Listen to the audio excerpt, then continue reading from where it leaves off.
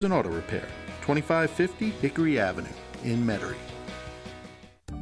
C&C Drugs is a family-owned pharmacy that's been serving Southeast Louisiana for over 50 years. Whether you need help taking care of an elderly family member, a growing child, or even a pet, C&C provides patient-centered care for your entire family.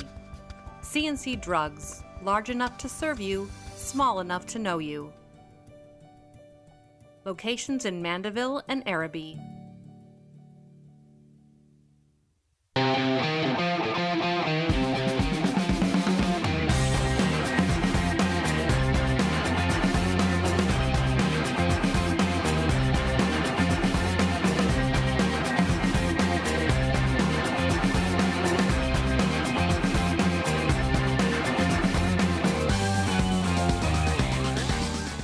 Good afternoon and welcome to another edition of Inside New Orleans Sports. I'm your host, Eric Asher. Over the next hour, we're covering the draft, the New Orleans Saints.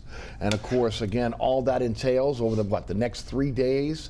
The Saints are on the clock tonight, right now at 29, somewhere between 10 and 10:30 if they don't move up. But if you heard Mickey Loomis' press conference yesterday, more than likely they're going to probably move up. But we'll talk about that. We have two great guests today to break it down for you. Rene Nadeau, CrestCitySports.com, and also John Hendrix of SI Now and Boot Crew Media. Guys, welcome to the show. Thanks so much for being with us. We'll start with you, John. Welcome to the show. Let the folks know a little bit about what you're involved in.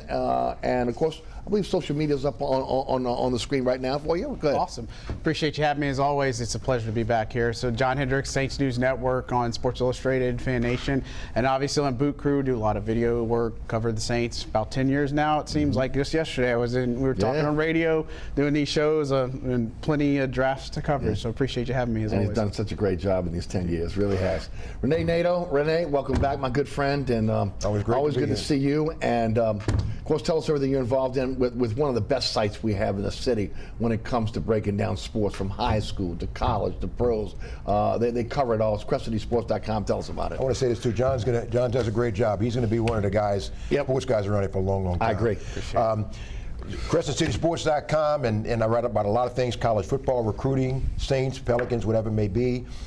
Still do some college football games, not as much as I used to, traveling around, but I still enjoy doing college football games for ESPN and doing Saints games and Pelicans. Do work for CBS Radio and WFAN, and that's just about it. Yeah, I love Rene does color, especially with the local teams. He's got an encyclopedia of knowledge, knows everything about these kids going all the way back to high school. And what I love having him on this program during this time is he can list everybody in Louisiana that's going to be draft eligible. And so we'll go through that today as well. All right, so let's first start with what happened yesterday. No, I'll tell you, let me start with this first. LSU women's basketball with a huge recruit today, Kelly Van Lith from Louisville in the transfer portal, probably the #1 player in America in the transfer portal right now. Kim Mulkey reloads at LSU. Guys, your thoughts? Start with you. It's a super power booth. I mean, this is a power team that's in the making. They're coming off a national championship. I think she's kind of got the open checkbook. There's a lot of insight or a lot of upside for this move. I mean, there's what is there not to like about this? It's a super team, and NIL is a big part of this, but Kim Mulkey, that star power, is a big part as well. Rene? The thing about Kim Mulkey is she'll take good players and she'll mix the personalities. Right. Angel Reese coming back, and she's won a national championship. She'll make everything work out just right, and she makes good players great. And that's why the best players when it comes to LSU and play for Kim Mulkey, because they know that as good as they are, they're going to get better. And again, like everyone else, they're thinking, what's the next step? She's put LSU women's basketball back on the map. We rarely have led this show with women's basketball. I've rarely talked about women's basketball on our radio show, but I mean, how can you ignore the juggernaut in Baton Rouge? And she's done a great job in the short time that she's been back home at LSU. All right, you guys were there yesterday.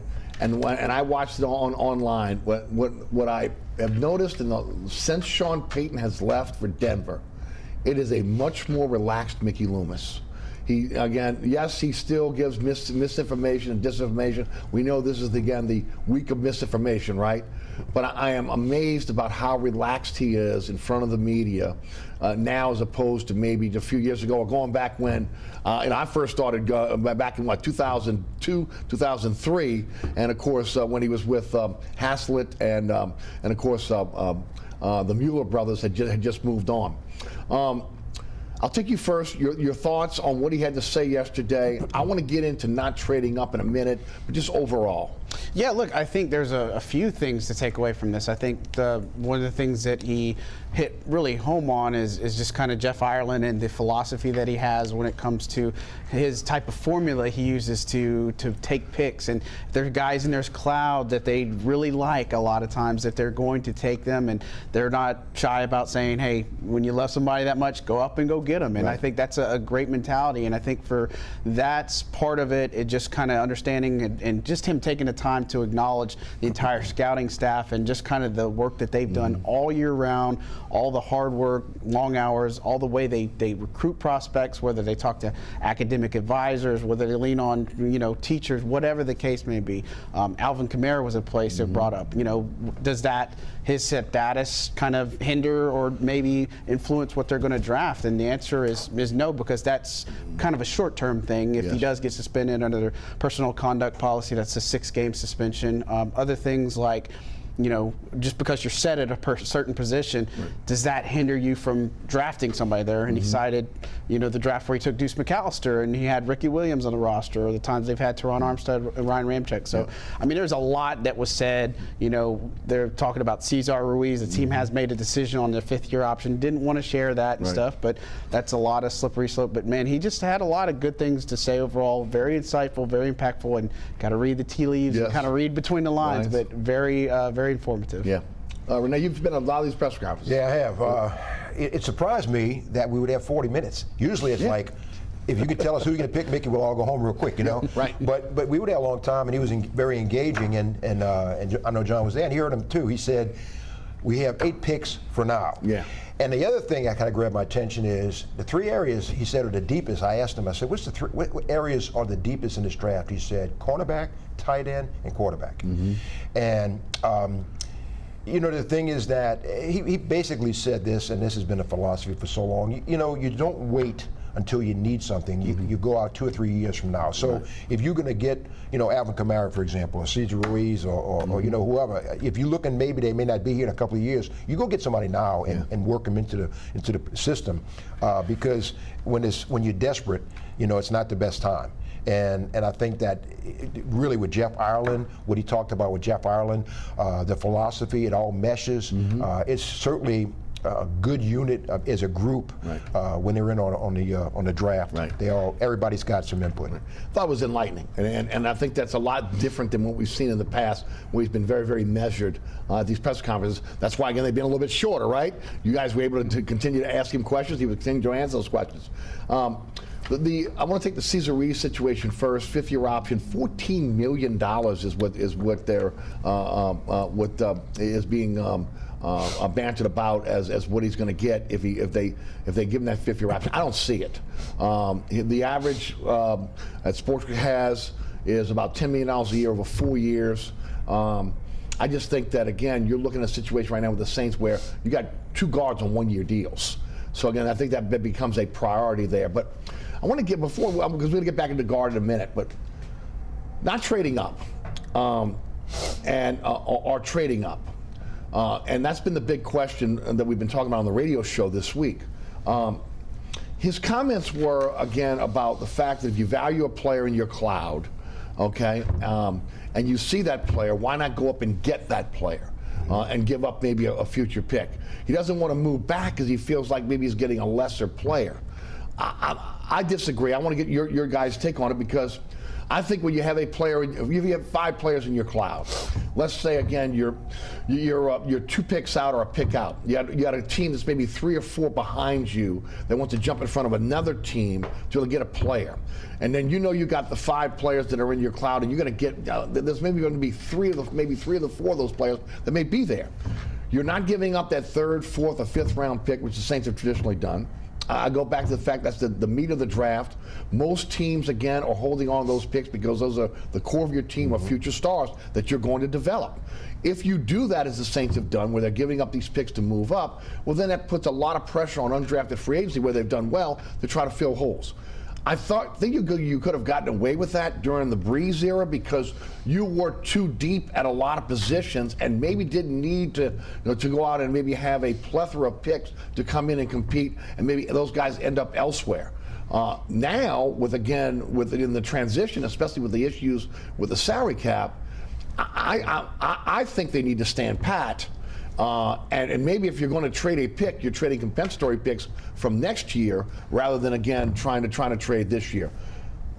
Everybody's got an opinion. What's yours? Well, I'd say this, that they haven't had this many picks since 2015. They made 9 picks, right? And 2002 was the other year that they made so many choices. And I think when you look at this roster, you have to come away with at least 3 or 4 guys that are going to impact this roster. And when you look at peeling back the layers, and you look at the state of the team, whether you look at aging players like DeMario Davis or Cam Jordan, they're still playing at very strong, high levels. But you start looking at things like wide receiver.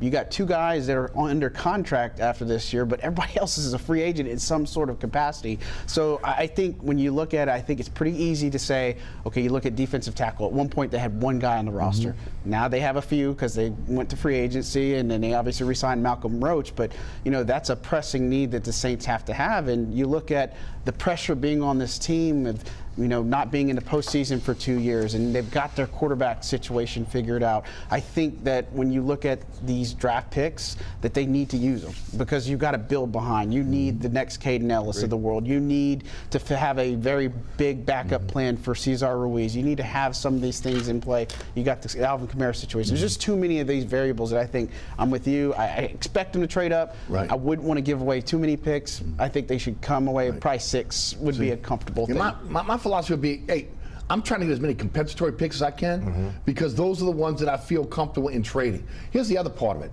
Saints are in the top 10 of every round this year, with the exception of the first round because they traded their pick to Philly. If you're Mickey Loomis, if you're Jeff Ireland, you don't want to be in the top 10 anymore. So this is maybe one of those unique times where, you're picking pretty high, you might want to stay put. Your thoughts on that? I think so too. And you brought up Drew Brees, and this sounds crazy, but listen to me. Drew Brees, number 9, allowed the Saints to take a lot of risk. Example, if you got a rookie cornerback out there, and he gets burned, Drew Brees can take care of that. He can erase that touchdown really, really quick. And if it's a tight end or a tackle or whatever, if you roll the dice on somebody early, rather than take a sack, Drew Brees, get rid of the ball quicker. The things he did, he made the whole team better, and he allowed you to take risk in positions like the draft that they can't do anymore. They have to be more close to the vest and make good decisions, sound decisions. Even though Mickey kind of implied that they could move up, I kind of think that there may be some chatter, but I think he'll stay where they are. I've been wrong before, but I think they'll stay where they are.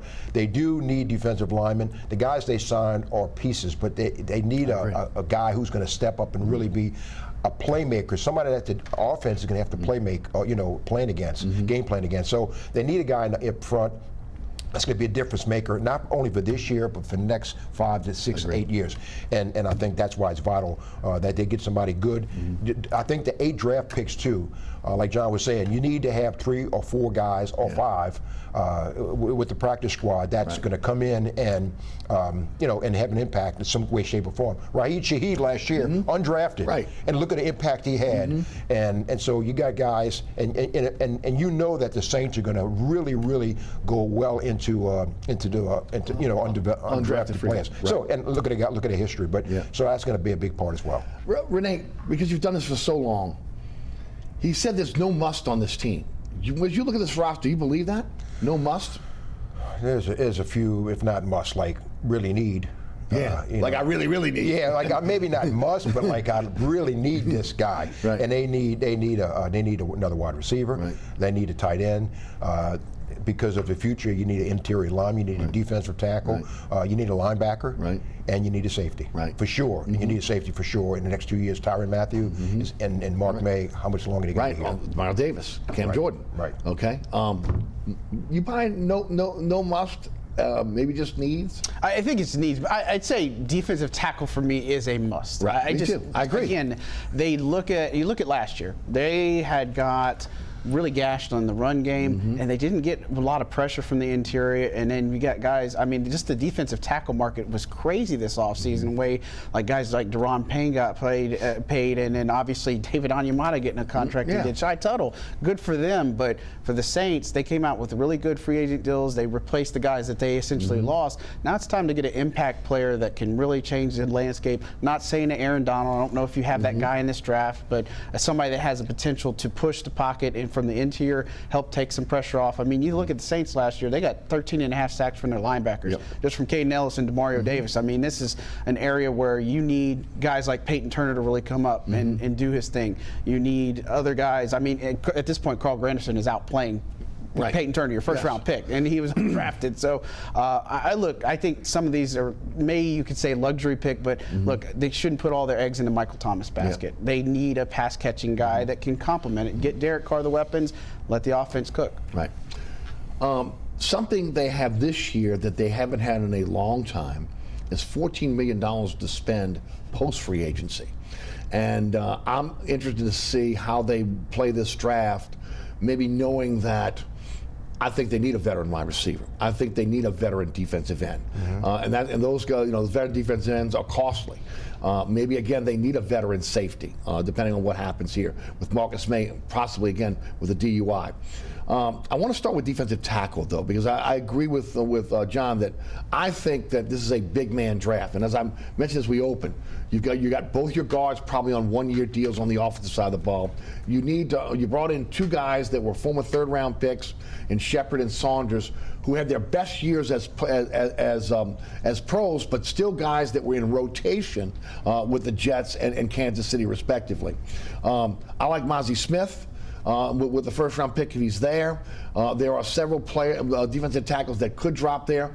If that guy is not tops in your cloud, and Osiris Torrance, maybe a Cody Mock, maybe a little bit later on with the guard position. But I think you got to walk away from this 1st-round pick with a big man. Your thoughts? Yeah, I think so too. I think Brian Persay is probably the guy that a lot of us, or Mozzie Smith, I like him too. Now tell us why you like Persay. Yeah, absolutely. I think that he pushed. I think first of all, I'd say the medicals are obviously concerning, right? He's coming off of the shoulder, and he obviously had some injuries there. But I just like what I'm able to see from him to push the pocket in the interior. And you look at with a defensive tackle, do you want somebody that can plug the run, or do you want somebody that can affect the quarterback? And I think when you look at games on the line, you need a big play. I want to get that guy that can push the pocket, make a play on it. That's why I really like Persay. I think he's going to be able to fit the mold.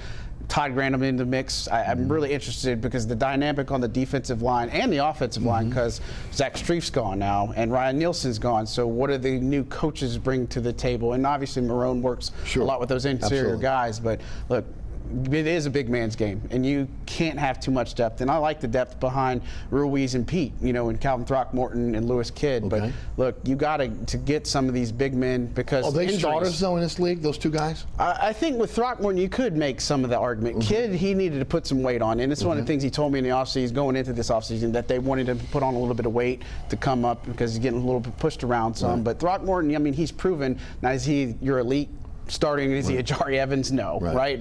But that's the type of guy that you want to get. And you mentioned Cody Mock. I really think he's one of the most intriguing guys in this draft. Multiple guy played multiple positions for you, big guy.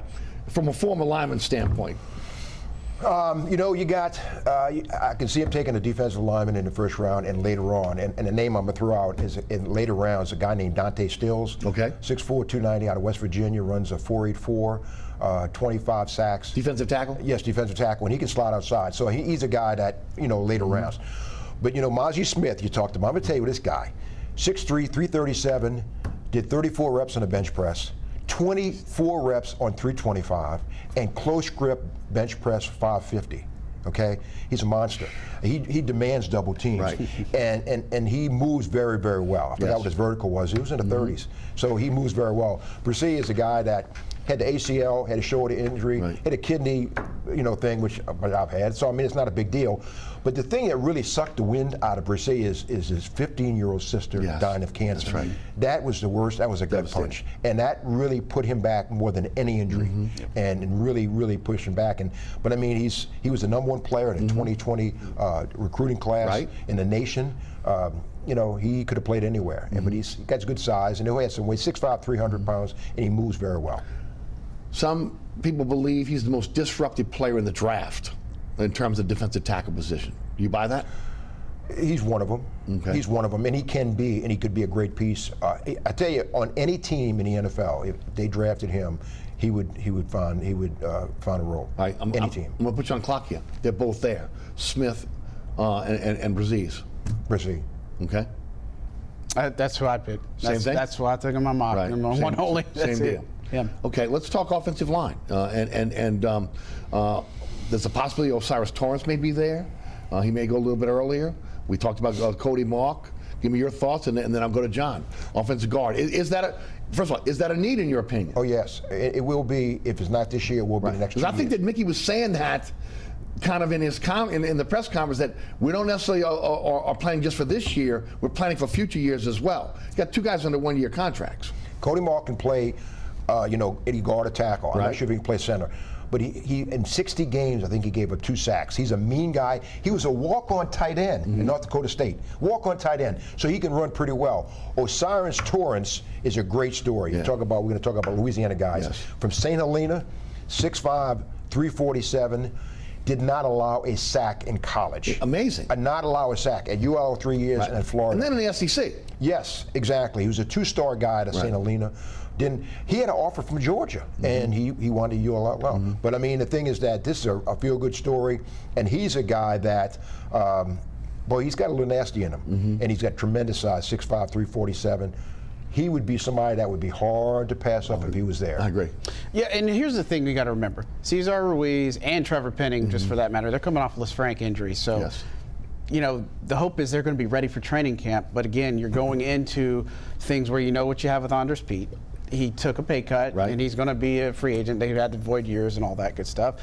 So you're looking at 2 guys like Kidd and Throckmorton. They're going to be a backup. I don't think it's bad. One of the guys I really liked that was at the Senior Bowl, McClendon Curtis. Okay. That's a later type of guy. Now he's got some work, but I just love his raw athleticism, some of the things that he brings to the physical traits. Somebody that can work with him like a Doug Marrone, and that's where I kind of look at with Fit is it's not necessarily can this player be coached. Can they be adapted into something that the Saints have a vision for? And is he somebody that needs to start day 1? No. I think they got that covered. But at some point, they got to get some type of offensive lineman. It wouldn't be surprised me to address it day 2 or day 3. Well, to your point, and Rene, you know this, that's the one position when you talk about offensive guard that you can find offensive guards in the middle of the draft that can come in and play for you.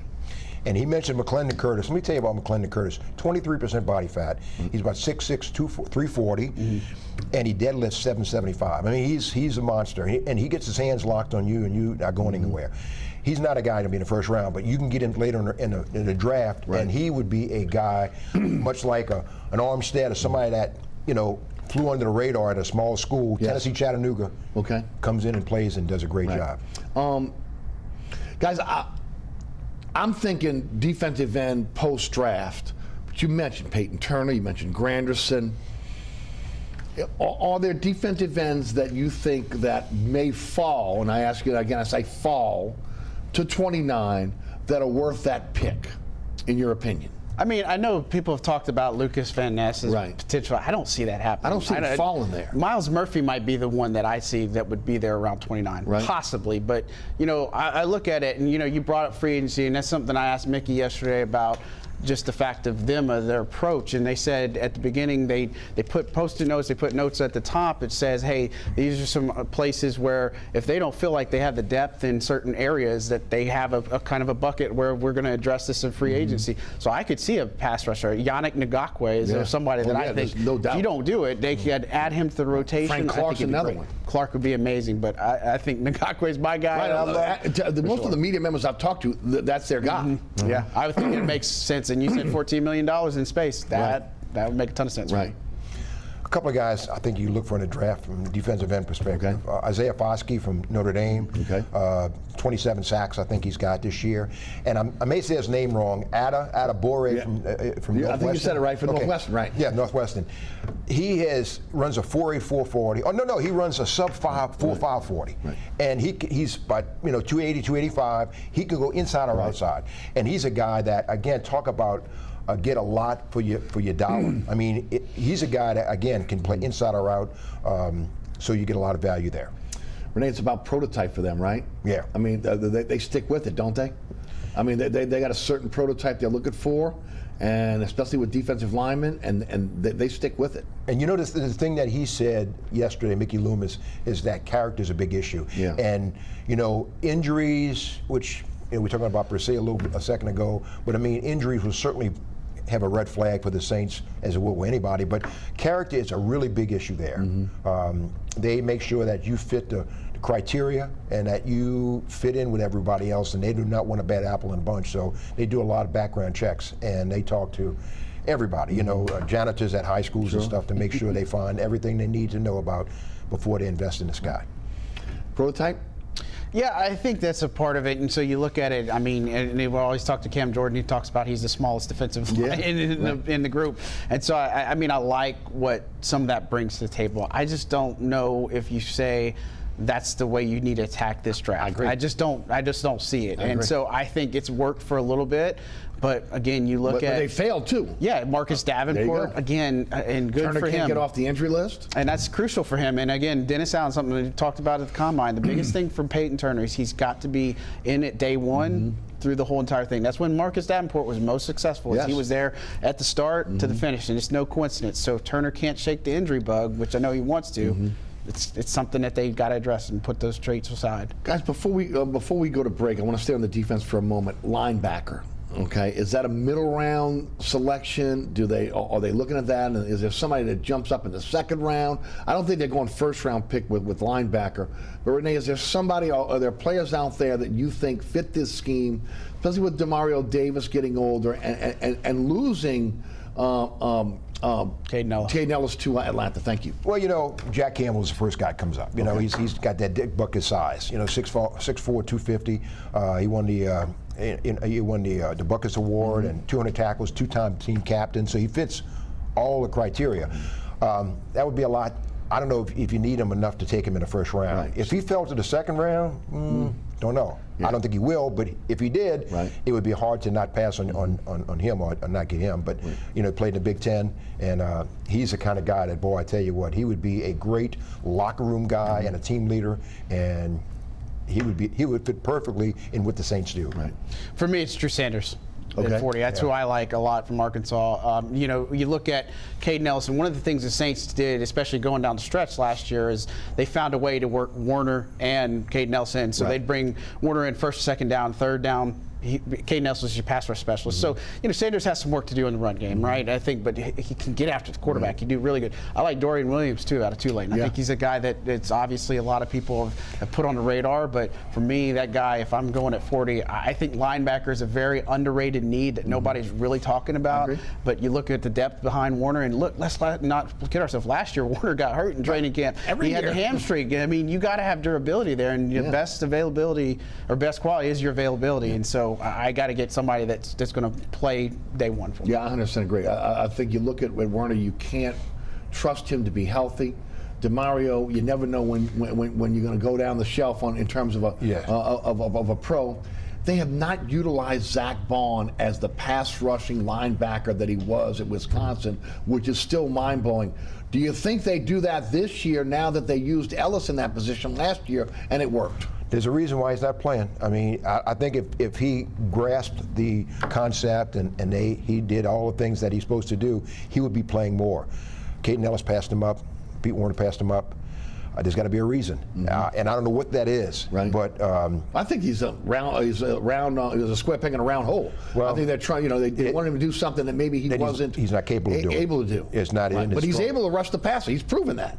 But they're going to have to. This will be the year if that's going to come out. If he's going to have a Caden Ellis kind of year, this would be it. And Caden Ellis made a lot of money off last year. Yes, he did. I just say Michael Hodges is their coach. He's done a fantastic job with just about anybody there. Right. And look, for Bond, I think he's a guy that, I mean, you look at the depth chart, you really just don't think, you don't expect much out of him. Right. And again, it's just one of those things where he's more of a core special teamer, right? And again, you got to get some guys in here to push the depth chart. I mean, they bring back Ty Summers, you got Andrew Dow that are here. They're more of the special teams guy. But I just think once you get past Demario Davis and Pete Warner, there is just too many question marks. Right. And you've got to have this plan. And Zach Bond, he's got a lot of work to do, and he's got to prove everybody. I agree.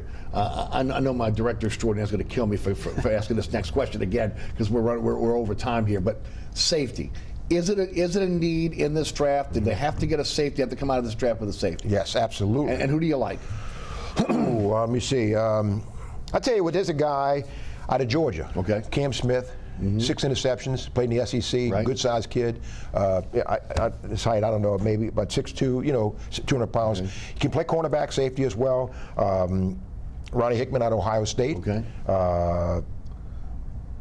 Trying to think who else.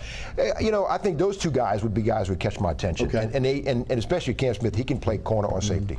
I like Jair Brown out of Penn State. I think he's one of the guys that I like. And, look, I think they do need to come away with safety because just the simple fact of, you can never have too many defensive backs in that aspect. And look, I think they're set at corner. Right. But you look at that nickel role, I think there's a lot of things that are left to imagine. Everything I've been told that Alontae Taylor is supposed to get a little bit more looks at that slot position. I think Bradley Roby, but you got to have the back end because they've lost P.J. Williams, lost Justin Evans to the Eagles. They don't have Daniel Sorensen. Now, Sorensen and Williams could come back, but I think right now the vision, you got Jonathan Abram they got from the Raiders. It's a little cloudy. To me, you got to have P.J. Williams back.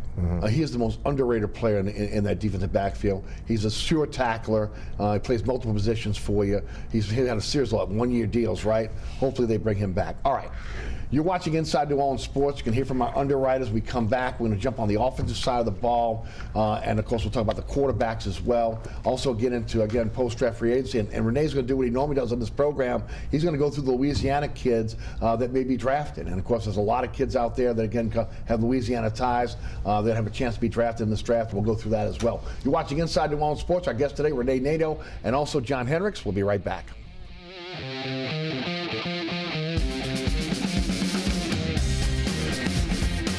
Burkhart's Air Conditioning, Heating, and Refrigeration has been family-owned and operated since 1989. Burkhart has energy-efficient solutions and offers brands such as Mitsubishi ductless AC units and Amana, the only manufacturer with a lifetime unit replacement warranty.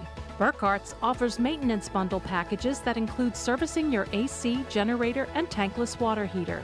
For more information on the services Burkhart's provides, visit acpromise.com. Burkhart's Air Conditioning, Heating, and Refrigeration, providing comfort for life.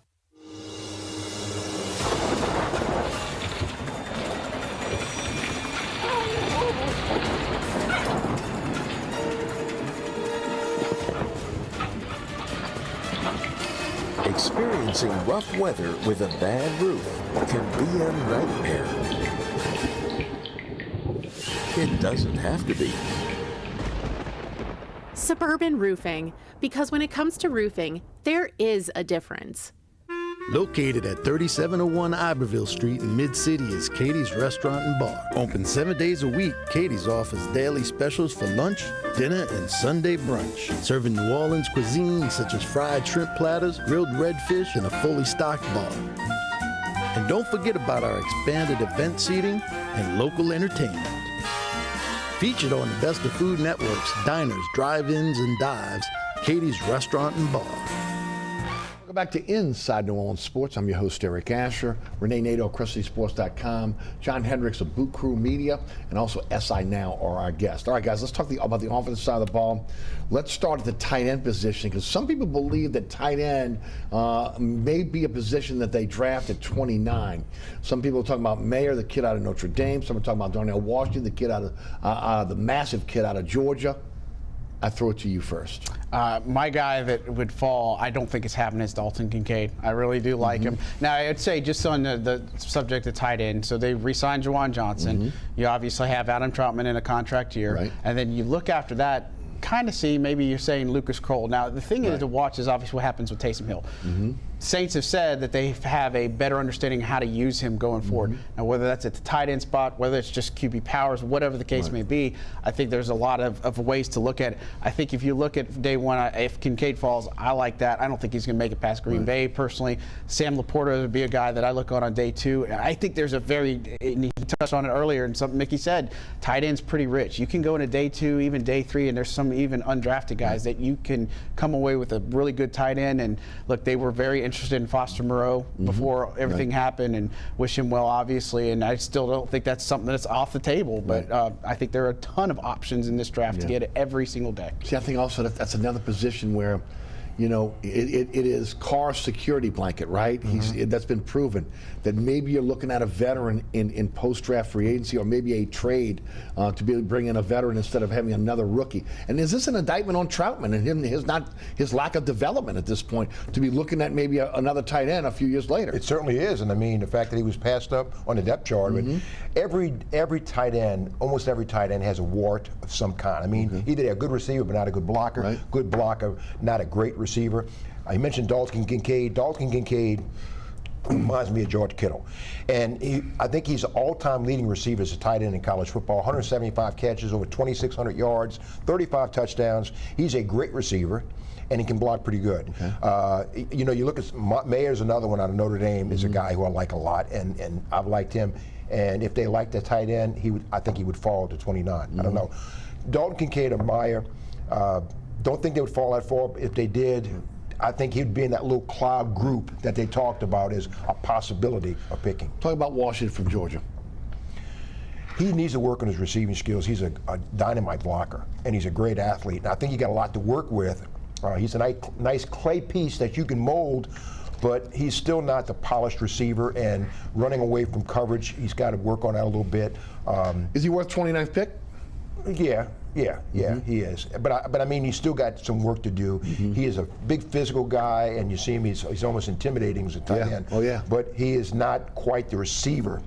He wouldn't be that safety blanket yet, you know, for the Saints. Trevor Penning, you mentioned Liz Frank injuries, 2 surgeries in his rookie year. Ramczyk has to take off during the week because, again, he's just been physically beat up in his time here in the NFL. Is tackle a position where this team may go?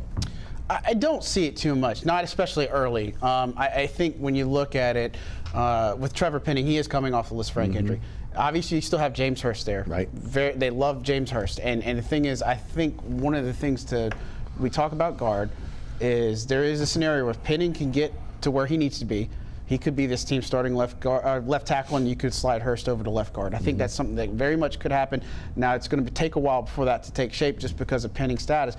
But, again, I think day 3-ish, Mike could look at offense tackle. You still have Landon Young on the roster. You brought in Storm Norton, a veteran guy. Somebody I really like was Mark Evans, the second out of Arkansas State. Obviously, Arkansas Pine Bluff, like Teron Armstead. But, you know, I think it can be a subtle, underrated need. But again, Penning, they love him. They really like what he's going to bring to the table. I'm not totally convinced that tackle would be a spot that, especially high. I think second day maybe, and we talk about Cody Mock, talked about him, 61 games, 2 sacks. Blake Freeland out of BYU, 6'7", 6'8". He's allowed only 2 sacks in his career, and he's very technique sound. He's a little bit like Landon Young in a lot of ways, but he's a second day pick. He's somebody that I think would fit the mold that the Saints would be looking at on that second day.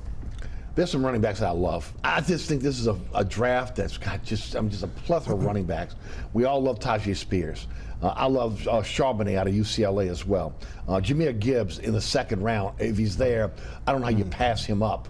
A-Chain, I mean, he's just such a physical back out of Texas A&M. And then, of course, maybe just a little later, a guy that maybe got forgotten a little bit is Deuce Vaughn out of Kansas State. Those are just guys that would be in my cloud for running back Rene, let me take you first. Tell me about the running back position and who you like. And everybody likes Tyjae Spears in the 3rd round. If it was there, I'd jump on it as well. But man, they got a lot of running backs in this draft. And let me throw a guy in the mid-rounds that I like a lot.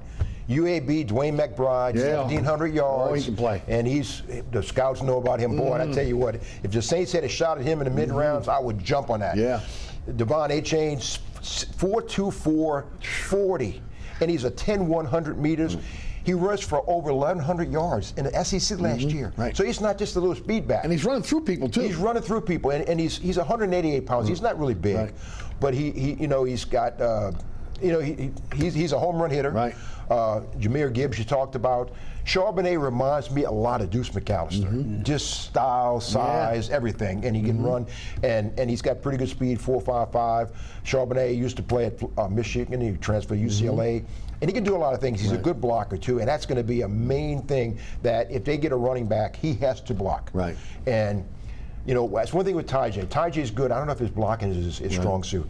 He can run. He's about a 3rd-round pick. And I think he's going to and he's a good receiver, Tyjae is. But I think that there's a couple of guys that the Saints like. Devon A-Chain is one that you really got to really look at hard in the second day because he is a home run hitter. Anybody that I didn't mention that you like? Let me see my cheat sheet here. Not really. I just think that Sean Tucker out of Syracuse. Okay. He's a guy. He's got good size. Yeah, he does. And Sean Tucker broke all of Joe Morris's rushing records at Syracuse. So I'm saying he's the real deal. Okay.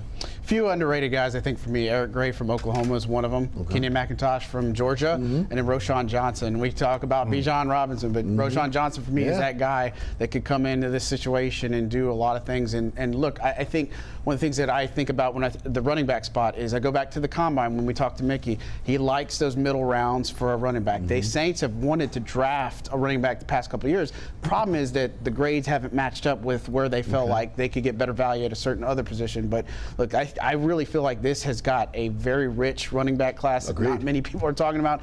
And again, you still have guys like Eno Benjamin on the roster. You've got Jamal Williams here, and then Alvin Kamara. Again, it's only a short-term thing if he does get suspended or when he does get suspended. But there's a lot of promise there, and those other guys. Roschon Johnson would be that guy. That'd be your guy. All right, wide receiver position. I love the 2 Tennessee receivers. Okay, Hyatt and Tillman. I love them both. But Rene, give me some receivers that again may be on the board for the Saints. Let me see. Hyatt. I like the Hyatt guy, Rashee Rice from SMU. Got a good 6'2", 200 pounds. He's a 41-inch vertical. They like Xavier Hutchinson, I think, the kid from Iowa State. He's got good size too. He's about a 6'2", 6'3" guy. And I'm gonna tell you what, he won't be a first-round guy, but Trey Palmer out of Kentwood, man, he has really helped him. Yeah, at Nebraska, he had 41 catches for 450 yards at LSU in 3 years. In 1 year at Nebraska, 71 catches for over 1,100 yards, and I think he had 13 touchdowns. And he can play special teams. He can play special teams and return kicks, and he's a 4.33 guy. Right. So he might not be a first-round guy, but he's a second-day guy.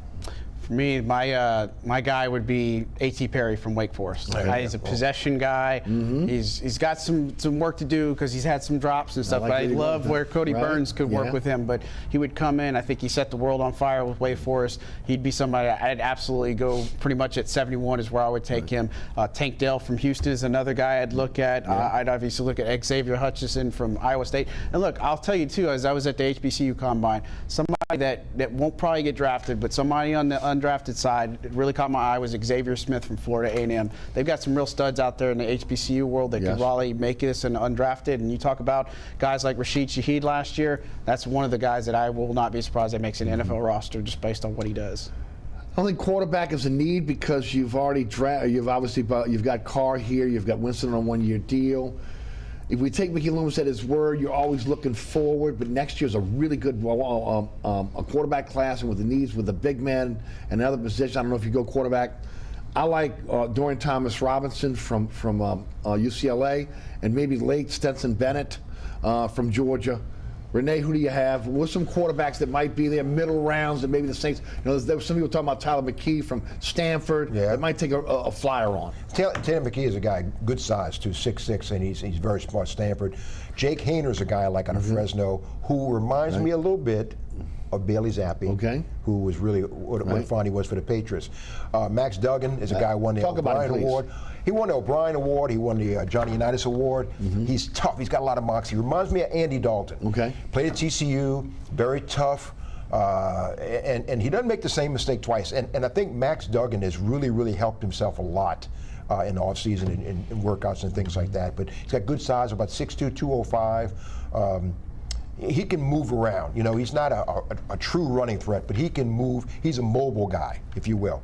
And he can make all the throws, and that's somebody that on a third day, early third day, one of those guys would be somebody I'd look at. The development of quarterback, which they don't have right now. Yeah, and they're going to need one. I mean, they're going to need one. Right. Jake Haener would be my guy too. I really like him. Clayton Tune from Houston, or maybe a Jaron Hall. Here's the thing: I know a lot of people talked about Hendon Hooker.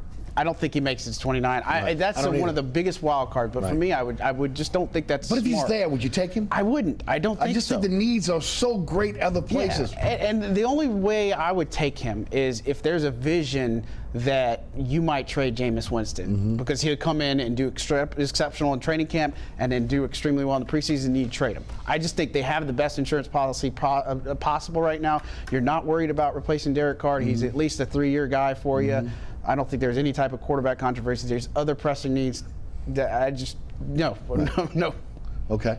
And Hooker. No, that would be way too rich. Right. And his age, 25 years old.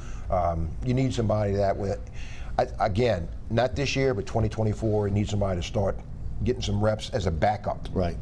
All right, Rene, your time to shine. Give us some Louisiana kids. Well, I'm going to get you, I would tell you a couple of guys locally. And you know, New Orleans area turns out 38 to 40 guys that wind up on NFL rosters every year. I'm talking about, training camp rosters. And there's 3 guys in New Orleans I can think of. Quindale Johnson out of Carr, played at Memphis. Kobe Richardson out of LSU, played at McMain. And Joe Fouché out of McDonough, 35 at LSU. Arkansas went to, and Kobe Richardson, of course, went to McNeese. Those 3 guys, a late round pick, 7th round, undrafted free agents. But New Orleans is so rich in talent. I think, the ball's going to keep rolling. And you see, again, the 2023 class, you'll see about 38 to 40, 41 guys on NFL rosters. Other guys, I think, are going to get high picks. Osiris Torrance, we talked about. B.J. Ojolari. Jaquilin Roy has helped himself a lot. He dropped about 25 pounds. He's 6'3". He's under 300 pounds. Moves very well. He could play nose or 3-tech. Mekhi Garner is a guy who's got pretty good size. And he's at a ULL transfer to LSU, 6'2", 212. He's a big cornerback and plays safety too. Very physical. And you got some guys going to get, obviously, Dorian Williams, we talked about, a linebacker out of Tulane. Ty J. Spears is going to get, he'll be a second-day pick for sure. Micah Baskerville out of LSU has really helped himself. He's probably an undrafted free agent kind of guy. Jay Ward, the nickelback safety out of LSU, he'll get an opportunity to play. I'm thinking who else? Mike Jones, transfer from Clemson to LSU. He probably won't get drafted. If it is, he'll be in the 7th round, 6th to 7th round, but he'll be a free agent. He'll land on a roster.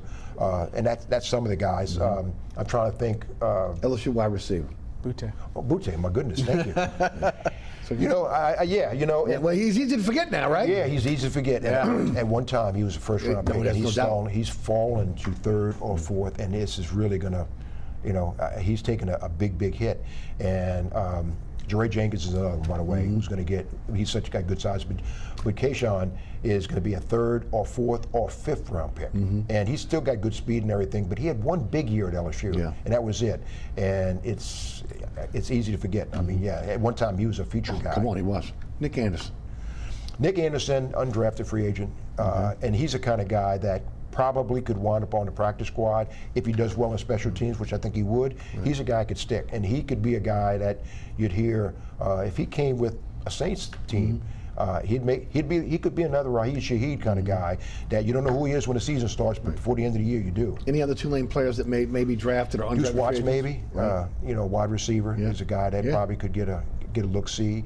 Tyree James, a tight end, is a guy that has good hands. I think he could play on Sunday. Yeah, and he's a good blocker, and I think he's helped himself the last couple of years. And he's been a safety valve guy for Tulane too.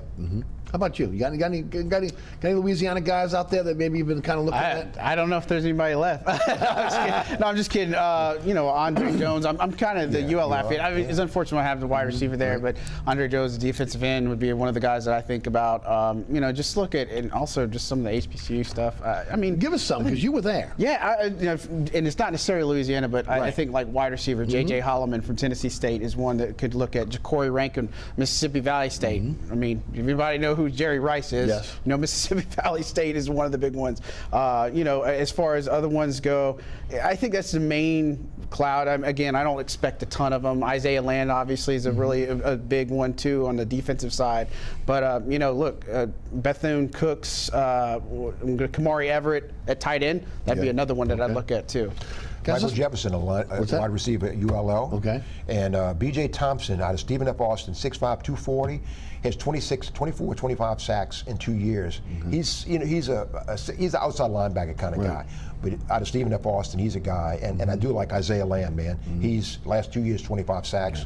Out of Florida A&M, he plays in that SWAC. There's a lot of passing, a lot of opportunities.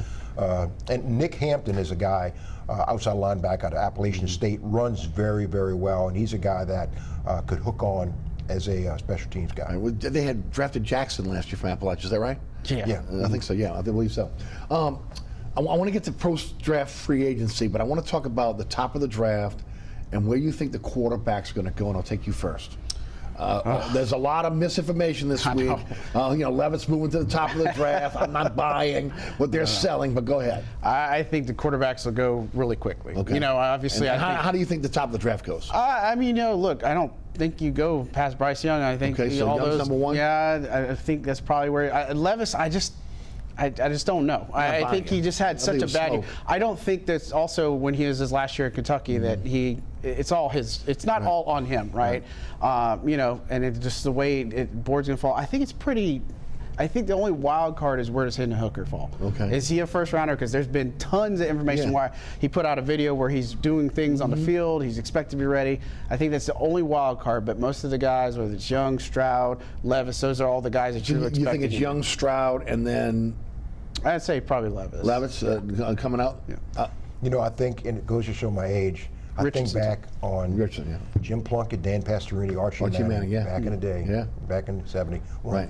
But I think Bryce Young. All three went on to great careers too. They all went on to great careers. Yeah, they were all. If Manning's with a different team, he's probably in the Hall of Fame. Exactly.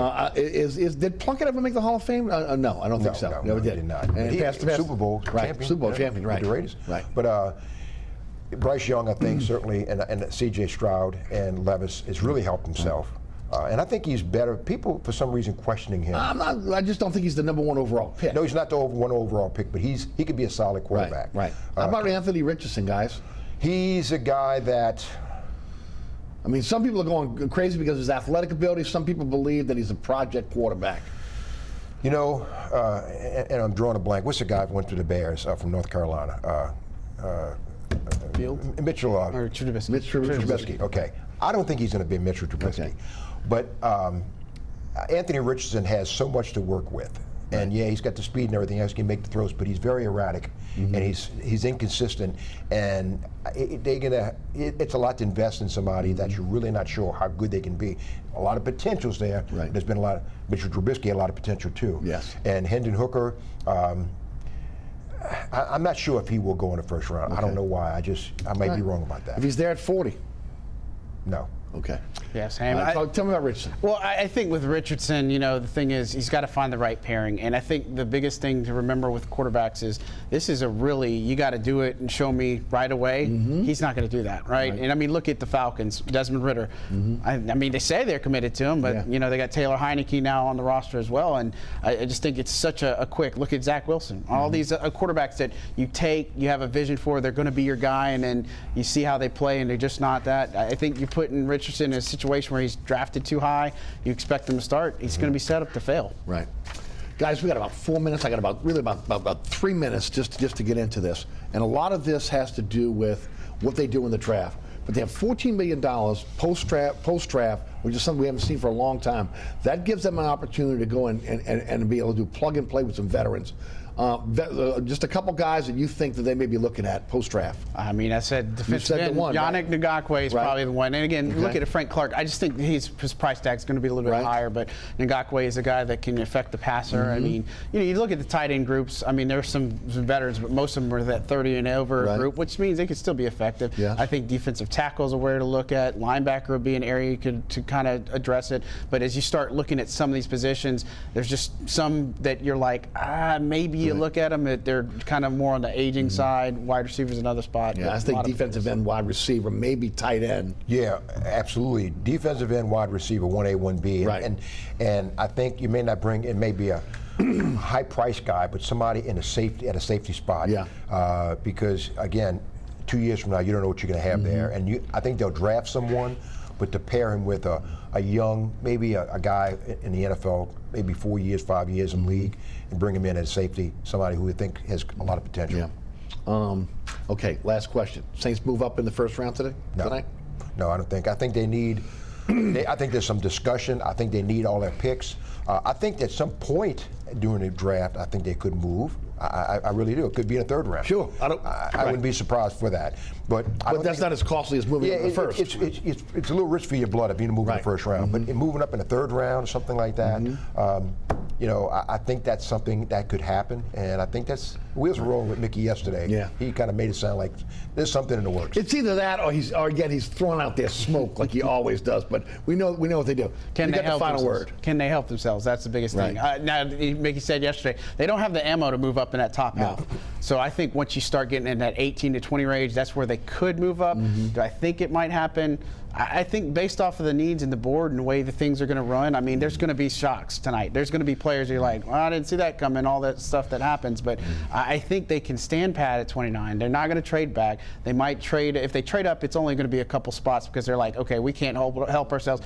And the compensation's right. And one of the things Mickey also talked about yesterday was dealing with GMs, he has familiarity. So you look at the cloud of teams that are there within that, that's going to dictate if they can move up or not with some of the familiarity there. Yeah, I talked about it on the radio show yesterday. Any trades, maybe a Hunter Renfro, something like that. I mean, trying to get Carr a guy that maybe he is familiar with. Do you think that they may trade to get a veteran in this draft? As a wide receiver. Wide receiver or any position at that point. They're sitting on the clock and they decide, you know what, we're going to trade for a veteran. That's certainly an option. And again, that wide receiver crew is not really strong. It's not very deep. You counting on Michael Thomas to be healthy. And that's a lot. You counting on him. Right. And Raheed Shaheed, no offense, Raheed Shaheed had an opportunity, seized the moment, but any other year he'd have been a third or fourth guy. And he'd want to be in, capitalize on it. But you need a veteran receiver to come in that you can count on. 15 seconds, last word. Yeah, look, you look at wide receiver, I think that's the one that makes the most sense if you are going to trade. I mean, you look at guys behind the other depth that you have. Kirk Merritt's, Keith Kirkwood played a vital role in this team last year. You got other guys on the roster, Kawan Baker. I just don't think they have the ammo. And Brian Edwards, I think he can be somebody, but just too many variables there. If there's somebody shopping, you can make it work within the cap. I think that's something you got to explore. John Hendrix, Rene Nadeau, thanks so much for being on our panel tonight. Appreciate it. All right, so thanks so much for tuning in. So many ways to catch our program now. There's a QR code on your screen that'll take you to my website, ericasher.com, or the WLAE-TV YouTube page. And then, of course, set your DVR for your favorite time slot so you never miss Inside New Orleans Sports. Catch me on the radio, 106.1 FM Nash Icon. That is 4 to 6 weekdays. You can listen live at the iHeartRadio app, the TuneIn Radio app, our podcasts on the Anchor Spotify app, and, of course, on all podcasting platforms. Search Inside New Orleans Show with Eric Asher. And as always, we appreciate you guys tuning in. I want to thank Ron Yeager, Jim Dotson, also William Hill, as well as Logan Graffia. I want to thank our underwriters for their support of our program. I want to thank you for watching as well. For Rene Nadeau, for John Hendrix, I'm Eric Asher. Thanks so much for watching. We'll see you next week for another edition of Inside New Orleans Sports. Mike DeTillia will be our guest.